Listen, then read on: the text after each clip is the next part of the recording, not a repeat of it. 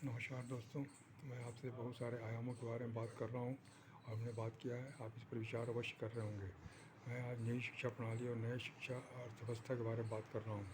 आज हमें बहुत ही बदलने की ज़रूरत है। मैं बार बार ये इसीलिए बोल रहा हूँ कि हम लोग बदलने के लिए तैयार नहीं हैं।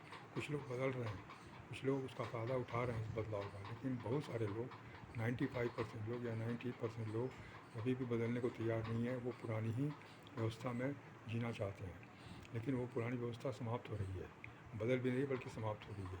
इसीलिए उन्हें तकलीफ़ हो रही है, ज़्यादा कष्ट हो रहा है, ज़्यादा परेशानी हो रही है।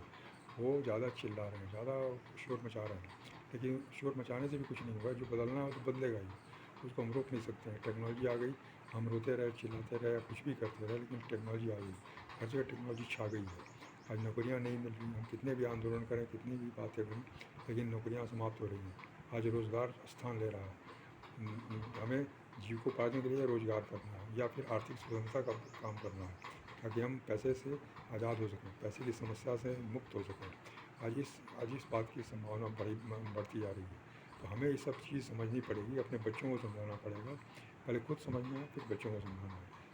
आज भी हम बहुत ही दिवा स्वप्न में हैं कि ऐसे ही पहले ऐसी सरकारी नौकरियां मिलेंगी और सरकारी सुविधाएं मिलेंगी और सस्ते सस्ते सामान मिलेंगे, और हम जो चाहेंगे सो कर सकते हैं, जो नहीं चाहेंगे नहीं करेंगे, और जो अपनी इच्छा होगी, कोई अनुशासन की बात नहीं रहेगी। लेकिन अब ऐसी स्थिति नहीं है। टेक्नोलॉजी के कारण बहुत कुछ ट्रांसपेरेंसी बढ़ गई है, बहुत कुछ पारदर्शिता बढ़ गई है, सारी चीज़ें डॉक्यूमेंटेड हो रही हैं और इलेक्ट्रॉनिकली डिजिटली डॉक्यूमेंटेड हो रही हैं। वो ऐसा नहीं कि फ़ाइल में कोई पेपर लगा हुआ है, पेपर को हमने गायब कर दिया, पेपर को हमने बदल दिया, ऐसा नहीं हो सकता।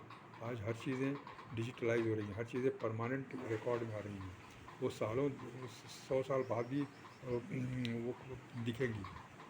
आज 100 साल पहले की चीज़ दिख रही है, आज हम खोज पा रहे हैं उसको, गूगल से सर्च आउट करके या डिफरेंट ऐप से डाउनलोड करके हम पता कर रहे हैं कि हमारा 100 साल पहले क्या हुआ था, 50 साल पहले क्या हुआ था, ये हम पता कर लेते हैं और उसको उसके अनुसार हम काम कर रहे हैं। उसी तरह से अब चीज़ें बहुत तेज़ी से बदल रही हैं, हमें बदलने की ज़रूरत है। नई अर्थव्यवस्था में सबसे बड़ी चीज़ है बिचौलिएपन का। हम आज जो भी सामान ले रहे हैं मार्केट में, वो बिचौलियों के माध्यम से ले रहे हैं। सामान बनता कहीं और है और हम लेते कहीं और हैं। हम कहीं पर हैं बहुत दूर और फैक्ट्री कहीं और है, बीच में बिचौलिए जो है वो सामान पहुंचा रहे हैं, और वो सामान की कीमत लागत के अलावा वो अपना जो खर्चा है, अपना प्रॉफिट उसमें जोड़ते हैं दाम में, और वो दाम हमको देना पड़ता है। मतलब manufacturing cost plus distribution cost मिलकर एमआरपी बनता है। तो ये एमआरपी जो है वो हमको देना पड़ता है। इसमें 60% करीब 60 उनका डिस्ट्रीब्यूशन कॉस्ट होता है और 40% मैन्युफैक्चरिंग कॉस्ट होता है। अब हमें मजबूरन देना पड़ता है 60%, क्योंकि हमारे पास कोई साधन नहीं था अभी तक। हम फैक्ट्री से कांटेक्ट करके वहाँ से मंगा सकते थे, या फैक्ट्री वाला भी हमसे हमें हमारे कहने पर कोई एक दो सामान देता था। लेकिन अब ऐसी व्यवस्था हो गई नई अर्थव्यवस्था में कि हम डायरेक्ट मैन्युफैक्चरर से बात कर सकते हैं, और बीच के बिचौलिए समाप्त हो गए, इनको समाप्त कर दिया गया टेक्नोलॉजी के कारण। और अब डायरेक्ट मैन्युफैक्चरर कस्टमर को सामान दे रहा है, और बीच का जो 60% बच जाता है उसमें भी हमें हिस्सेदारी मिलती है, उसमें उसको भी हमको शेयर किया जाता है। हम जितना काम करेंगे, हम जितना उसमें प्रोडक्टिविटी देंगे, उस हिसाब से हमें 60% में हिस्सेदारी मिलेगी। तो ये एक बहुत अनोखी चीज़ हो रही है। आज हम कस्टमर नहीं है बल्कि प्रॉफिट शेयरिंग कस्टमर है, प्रॉफिट शेयरिंग कंज्यूमर है। हमें इसके लिए व्यवसाय मतलब पैसा लगाने की ज़रूरत नहीं है, बल्कि मात्र हम जो पहले काम कर रहे थे वही काम हमें करना है। लेकिन हमें इसमें आर्थिक लाभ हो रहा है, और आगे चलकर ये आर्थिक स्वतंत्रता में ये लाभ बदल जाता है, ताकि हम नहीं भी काम करेंगे तो ये काम करता रहेगा, सिस्टम काम करता रहेगा, और पैसा हमारे लिए काम करता रहेगा। इसलिए इस तरह की चीज़ें आज तक शुरू हो गई हैं। जो आज स्थूल बिजनेस था, आज जो दुकानें थीं, आज जो दुकानें रिप्लेस हो रही हैं, मॉल्स में चली गई थी, मॉल्स भी अब ऑनलाइन चली गई हैं, और ऑनलाइन से आज ये नेटवर्क मार्केटिंग जैसे सिस्टम में चली गई हैं। इसलिए ये दुकानें अब धीरे धीरे कम होती जा रही हैं। कंपटीशन इनका इनका भाव बढ़ता कम कम होता जा रहा है।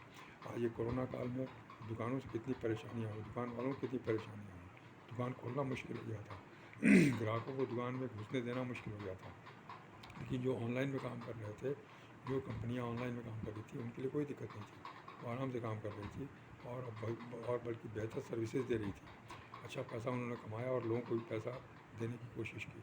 इसलिए हमें ये सब चीज़ें समझनी चाहिए कि हमें क्या करना है, हमें अपने विचारों को बदलना है, हम आज सरकारी दफ्तर में बैठ के चाय की चुस्की नहीं ले सकते या सिगरेट का कश नहीं ले सकते, और जो सामने आदमी आएगा उसको हम टाल मटोल करके भगा देंगे या उससे पैसे लेंगे। ये अब ज़माना ख़त्म हो रहा है।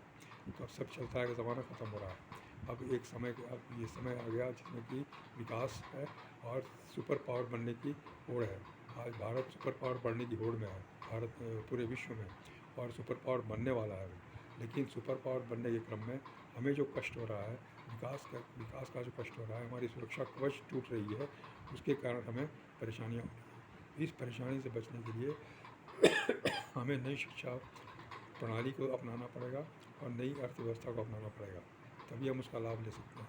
हमें मानसिक रूप से मजबूत होना है, शारीरिक रूप से मजबूत होना है और आर्थिक रूप से मजबूत होना है। आत्मनिर्भर भारत की परिभाषा यही है कि हम आत्मनिर्भर हों, मानसिक रूप से, शारीरिक रूप से और आर्थिक रूप से।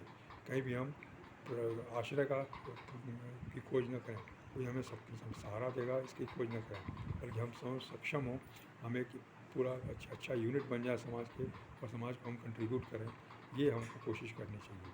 इसके लिए ये सब पुस्तकें हैं जो हमें पढ़नी चाहिए, जो हमने आपको कुछ बताई हैं, और मैं आपको इसकी लिस्ट भी दे रहा हूँ आपको। आप उस लिस्ट को नोट कर लीजिए, और नोट करके उसको आप पढ़िए, डाउनलोड कर लीजिए या फिर शॉप से लेकर पढ़िए। उन किताबों से आप अपने आप को एम्पावर फील करेंगे, अपने आप को आप अधिकृत महसूस करेंगे, अपने आप के गुणों को समझेंगे, आप अपने आप को सर्वश्रेष्ठ मानेंगे, अपनी क्षमता को पहचानेंगे, और इस तरह से आपकी आत्मनिर्भरता आ जाएगी आपके अंदर दूसरों पर निर्भर होने की क्षमता आदत समाप्त हो जाएगी। यह बहुत ही आवश्यक है।